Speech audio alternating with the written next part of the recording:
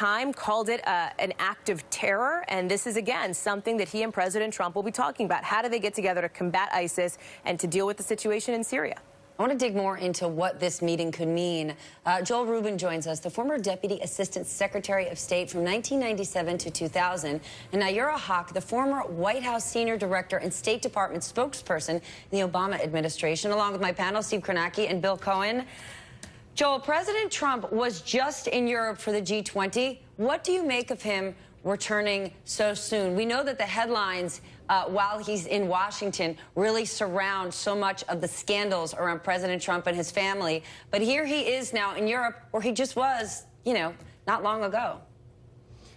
Well, Stephanie, it's good to be with you this morning, and this is an opportunity for a redo. But President Trump really right now is facing, as we all are here in the United States, some very big questions about America's role in the world. And it's an interesting historic twist right now to have him there at the 100th anniversary of our entry into World War I, a major inflection point, launching, in a sense, America into global leadership. And right now here in the U.S. and as well in Europe, in particular in recent weeks, there are questions about whether or not America will continue to lead globally. So it's good that he's there, but there's a lot of risk in that he will walk away and cement the perception that America is, in many ways, walking away from its global leadership role.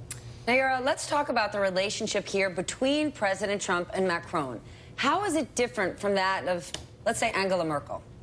Right. Well, look at the body language between the two. Both of them seem to care quite a bit about the strength of a handshake. And that was the subject of conversation back in France when Macron went back, saying that he held firm and will be holding firm and on even the symbolic issues. Both of them are also, both Trump and Macron, are also outsiders who came into power. So a lot to prove to their own publics about being able to stand up for their own people. And this has been an interesting study in contrasts as well.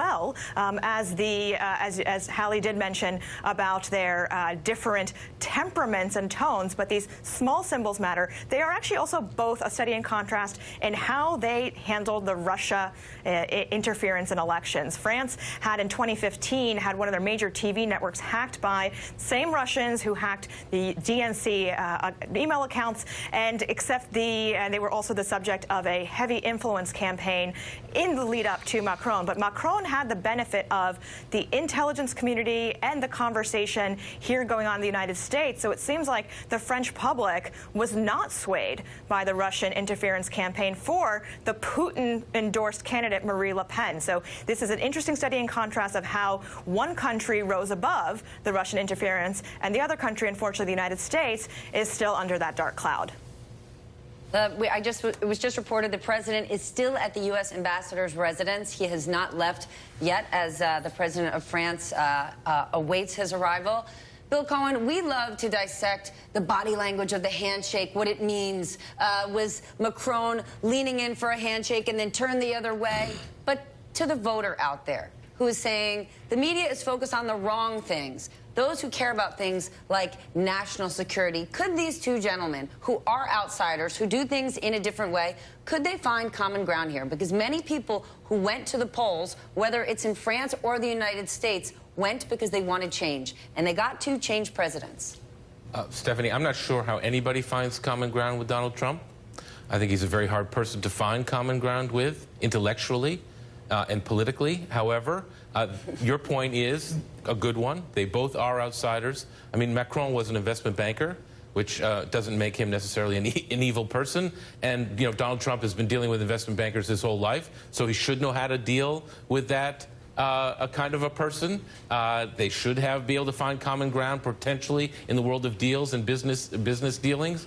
But you know, really, who knows? And my question, frankly, is why is the president of France standing around for this amount of time waiting for the president of the United States to show up? I don't understand what's going on here.